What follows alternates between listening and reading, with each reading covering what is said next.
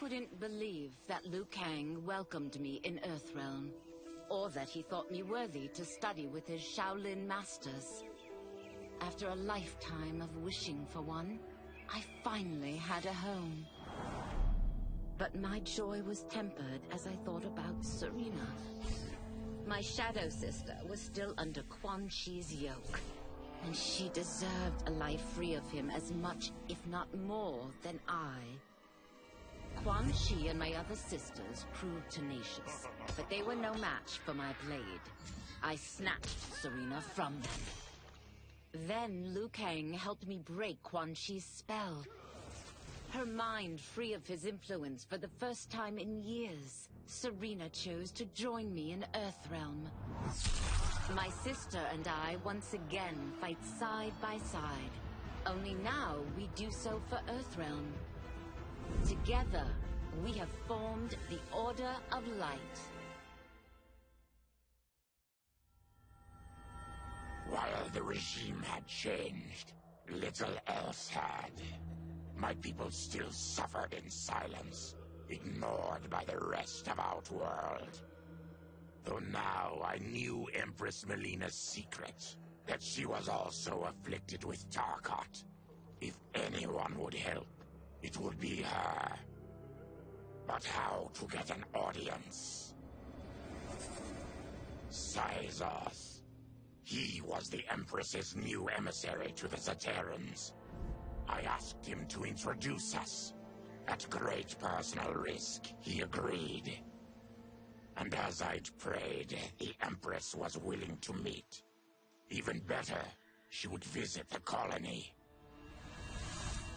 She was shocked to see how we lived. She moved quickly to provide for our care and comfort. Thanks to the Empress and Syzoth, we Tarkatans are no longer pariahs. Until our disease can be cured, that will do. Though the barriers between timelines had been rebuilt, there was no question that they could again be broken.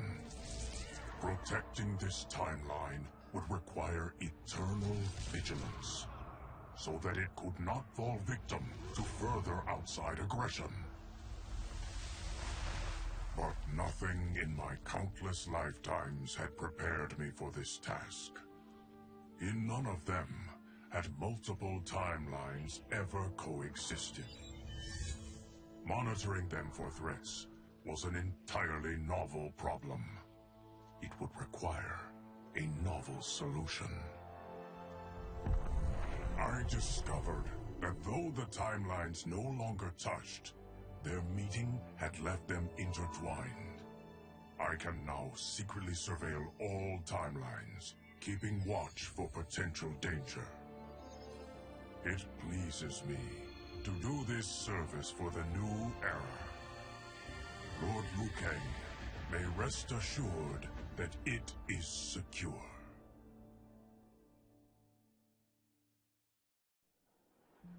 Quan Chi's defeat had cost me everything. For months I had furthered his plot, and now I had to start over. Saido's people were still in chains. That's when Reyne approached me. On the run from Empress Milina, he was desperate for help. And though I'd had my fill of sorcerers, this one was different. I agreed to provide him safe haven. He agreed to help topple Saido's government. And topple it we did. Reyne summoned a wave so fast, so powerful, that it crushed the capital. Saido's fascist rulers were swept away. My people are finally free. They can chart their own course, needing only to follow their own desires. Their lives are now blessed by anarchy.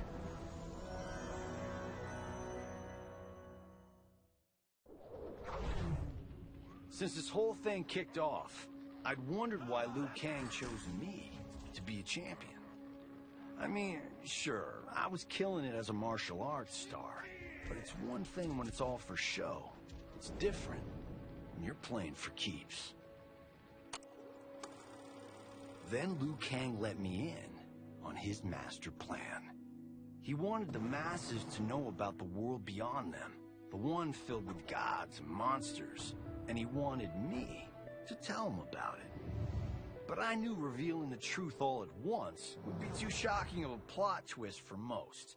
That's why I pitched doing a bunch of stories, to slowly get people used to it. And if there's one thing I can do, besides kick ass in combat, it's build a cinematic universe. I'm serving up movies, streaming series, games, you name it. I like that I'm doing a public service. And it doesn't hurt that I'm making more than a few bucks. It's the kind of synergy that would make any studio mogul proud.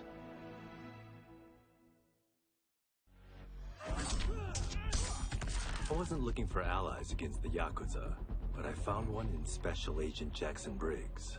He'd heard gangsters plotting to kill me on a wiretap and came calling, hoping I'd be his informant.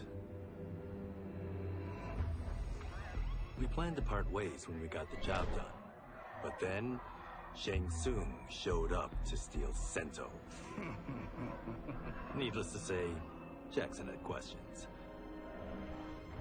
It blew his mind to hear that the stories in Johnny's movies were real. Once the shock wore off, Jackson quickly sized up the threats Earthrealm faced. To deal with them, he got his bosses at the FBI to form the Outworld Investigation Agency. When he asked me to sign on, I hesitated. After all, me? A government agent? But it's an important job. And more importantly to me, an honest living.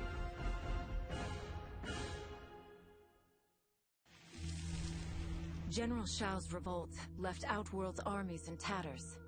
We were vulnerable to enemies both foreign and domestic. That's why my sister asked me to take command, to stitch her military back together and purge Shao's loyalists within it. She trusted only me with the task. The soldiers, however, had little faith. They thought me a spoiled dilettante, unprepared and unfit to serve. That I could fight mattered little. All that mattered was that I wasn't one of them. I finally earned their loyalty by orchestrating an epic victory over Shao and his rebels. Though the general himself escaped, his forces were smashed. For as long as I am able, I will lead the Empress's armies in defense of Outworld. Through strength, we will achieve peace. It was inevitable that the Shaolin Masters had me join them. They knew just how much future initiates could learn from me. Shujinko was one of my earliest. His ability to absorb anyone's powers and skills was amazing. With the right training, he could become our greatest champion. I knew that I alone could give it to him. But as his proficiency grew, so did his ego. In love with himself and his power, Shujinko became a threat to the realms. He hadn't learned humility, because I wasn't the one who could teach it. I should have listened to Raiden's warning and not tried to train Shujinko alone. After he was subdued, Shujinko's accumulated abilities and memories were taken from him. He is once again a new initiate, ready to begin his training. This time, Reyden and I train Shujinko together. He will become the champion he is destined to be. And I will fulfill my duties, humbly and cooperatively.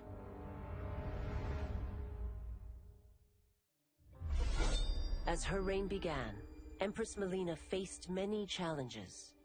To meet them, she turned to the people she trusted, her sister to lead her army, and me to lead her Imperial police. Though I missed Empress Sindel dearly, I was glad my ties with her family had been mended. But while it was an honor to be made responsible for Outworld's internal security, I soon realized accepting the appointment was a mistake. I'm not cut out to be a bureaucrat, nor am I patient enough to navigate the Imperial Court's politics. I was at my best patrolling Sundo's streets, when I could feel the city's pulse and serve and protect its citizens directly. That's why I resigned my post and resumed my role as Sundo's first constable. I end each day knowing I've made a difference. My loyal partner had warned me. Reclaiming my power as Keeper of Time might have unforeseen consequences. In this, as in most things, he proved prescient. The process I had undergone did irreparable harm to my body. Taking back my power had cost me my immortality. While my lifespan would still stretch across eons, I would one day perish. And if the war with Titan Shang Tsung taught me anything, it is that this timeline is not safe without a protector. Yet I had never given thought to choosing a successor. Who is it that could replace me and protect my new era? The answer, of course, is Gyrus. Tireless and meticulous, he is perfectly suited to be entrusted with this grave duty. And no one knows better the temptations of the hourglass. I have no doubt he will be above them. Though worried about how the public might react, I met with Baraka to discuss his Tarkatans. Speaking from his heart, he moved me. I agreed to visit his colony and see how his people lived. The conditions were atrocious. This was one of my mother's few mistakes. Like all Outworlders, she treated Tarkatans with scorn. What they deserved from us was compassion. And the only way to get it for them was to reveal my affliction. To show all my subjects that even an empress could get Tarkat. The scandal my revelation caused was intense. But with the help of Kitana and Tanya, I emerged from it a stronger empress than ever. My honesty, empathy, and resolve won over my remaining doubters. There is no longer any question that I am fit to lead the Empire.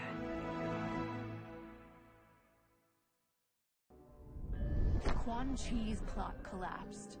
Along with it, my plan to secure new beings to feed my starving people. Because I'd advocated for partnering with him, I was held responsible.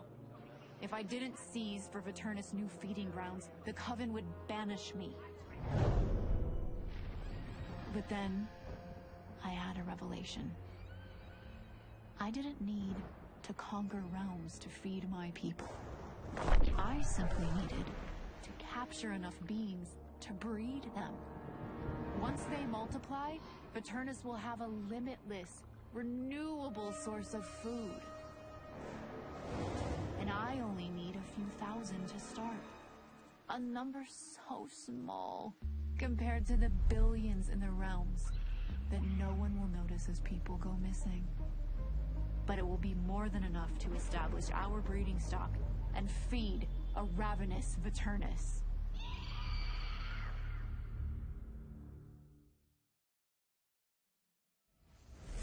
Were it not for my godly counterpart, I would not have survived the battle against Titan Shang Tsung. Meeting him, though, raised questions. Why did I replace him in this new era? Why was I made mortal? Lord Liu Kang told me of his Raiden's nobility and righteousness, about his steadfast leadership in the defense of Earthrealm. He also told me about Raiden's dark side, how he could be consumed by rage and cast aside the rules he otherwise lived by.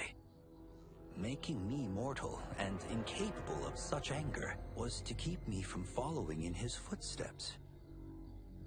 Though I understood the reasons why, I felt I had been done a disservice. To survive the coming battles, I may need the edge that only great rage can bring. As the Shaolin couldn't aid me, I sought out someone who could. Someone to stoke the fire within me and teach me to master it. For this, I could have no better teacher than the Shirai Ryu's Grand Master. To elude capture by Empress Milina, I joined Havik's crusade in Sido. There I summoned more magic than I thought possible, and drowned out the old regime. Havik's longed-for anarchy had been achieved. He was more than satisfied. But I was left empty and broken. Had I been satisfied as Outworld's High Mage, not let myself be tempted by Shang Tsung, a great city would not now lay in ruins. I've caused devastation, ended thousands of lives, all because of my blind ambition. I've betrayed my oath, my sovereign, and my realm. These high crimes merit punishment, and I'll accept whatever the Empress gives me. My only ambition now is to one day be forgiven. With General Shao freed from prison, we began raising a new army against the royal family. Though many were eager recruits, few were good at soldiering. It was so bad, the general was forced to change tactics. He decided that we needed a doomsday weapon. That weapon isn't a thing, though. It is a monster. Onaga, the Dragon King. The general told me the old legends were true, that his ancient ancestor defeated Onaga, trapping him deep inside Mount Sagan. The Dragon King is still there today, his pent-up fury waiting to be unleashed.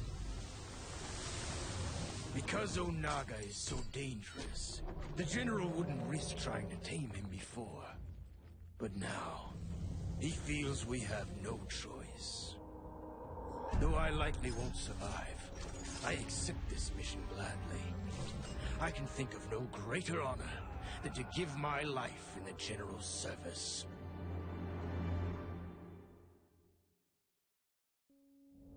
After fleeing Outworld, I hadn't expected to return. But then, I also hadn't expected the new Empress to make me an offer I couldn't refuse. To thank me for helping stop General Shao's rebellion, she asked me to be her emissary to the Zaterrans. Going home, bearing the seal of the royal house, I would show, once and for all, that my mutation wasn't to be feared. That it wasn't a source of shame. To my surprise, I was welcomed. But those warm smiles hid a dark secret. I stumbled upon a trove of official records, which showed that my shape-shifting ability isn't unique. Many Zaterrans are born with it, but are killed by their government to keep it from spreading. Who started this barbaric policy? Who is now enforcing it is unknown. But I will find out. And I will put an end to this madness. No sooner had Titan Shang Tsung been defeated than Bihan and his loyalists hunted us down. Outnumbered, we fled to Japan. There, we sought refuge from an old family friend. As children, we played together. But Harumi Shirai was a woman now, the head of her clan. Her strength, beauty, and intellect awed me. Also incensed by Bihan's betrayal, Harumi agreed to help me forge a new clan, one that would stand against him and defend Earthrealm. Her aid proved invaluable, and as time went on, we grew closer. To honor Harumi and pay respects to my new bride, I named the clan after her, calling it the Shirai Ryu. Now the battle against my brother begins in earnest. The Shirai Ryu won't rest until Bihan is defeated and the Lin Kuei's honor restored.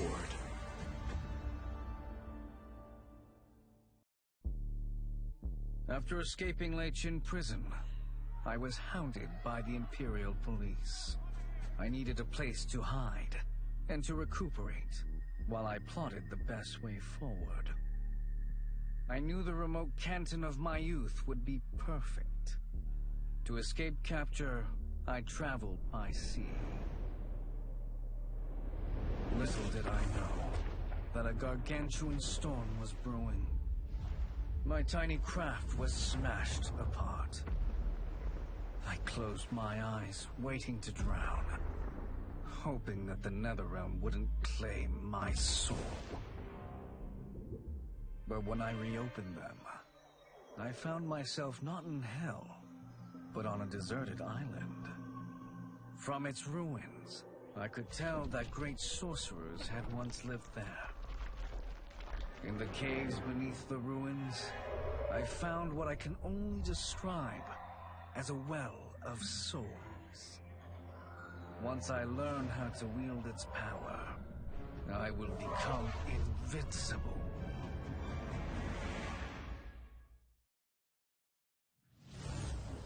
The battle had been lost, but the war isn't over. I won't stop fighting until I take Outworld's throne. That they thought Lei Chin prison would hold me is laughable. Once free, I began planning my next campaign. I would need an unstoppable army to overthrow Milina. Unfortunately, most of my former soldiers lacked the courage to rally to my standard. Rebuilding my army would require finding new recruits. And that task is proving easier than expected. Outworld's golden age has left more than a few behind. Without hope, without power, they eagerly heed my call to tear down Milina's government. As the darkness enveloped me, I took a long last look at my family. I did not expect to see them again until their souls joined mine in the living forest. But miraculously, my beloved husband delivered me from oblivion. Though he couldn't save my body, Jared had preserved my soul. Like him and countless others, I am now a part of Ermac. Yet ours is not a peaceful repose. The collected souls within Ermac have their own needs and agendas. Before we can speak as one, we must first reach consensus. I had thought, as the former rulers of Outworld, I and Jared would hold sway. But here we are, two souls among many thousands, fighting for the right to be heard. And if there is one thing we do well together, it is fight. We will win the right to govern Ermac as we once had governed Outworld. And we will rule for the benefit of all.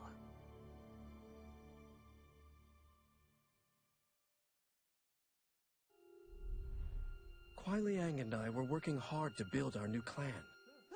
But even with the help of his close friend Harumi, it was difficult.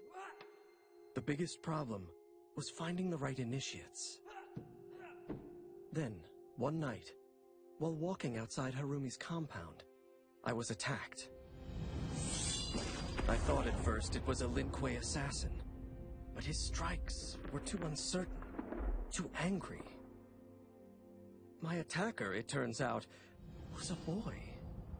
Homeless and hungry, his assault was born of desperation. He needed money so that he could eat.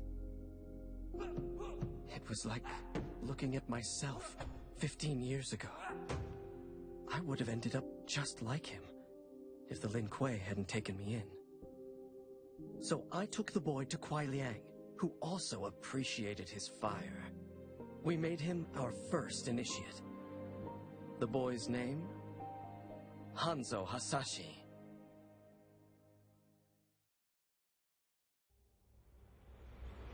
I had broken the Lin Kuei free of Liu Kang's enslavement.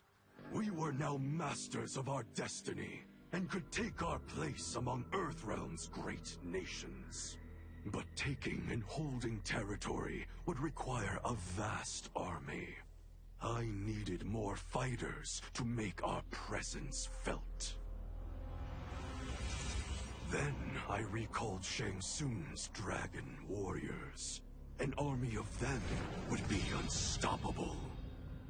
But trafficking in such strong magic would surely draw Liu Kang's attention. Sector advised that we avoid detection by building our army using science, not sorcery.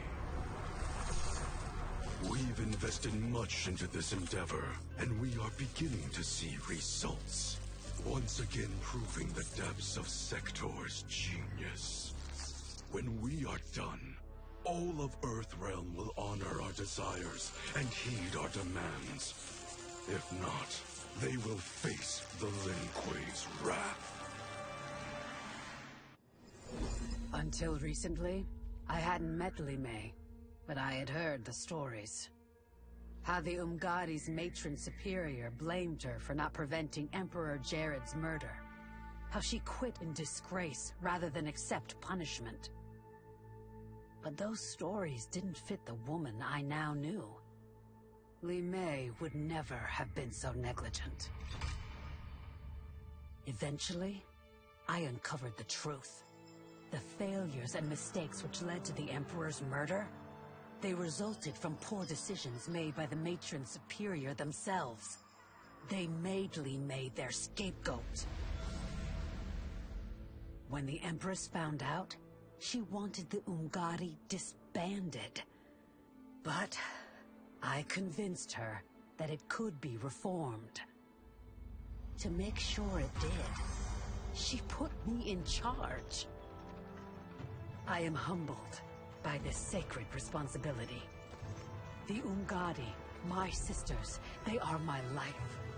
I will not let them be brought down by the acts of a selfish few.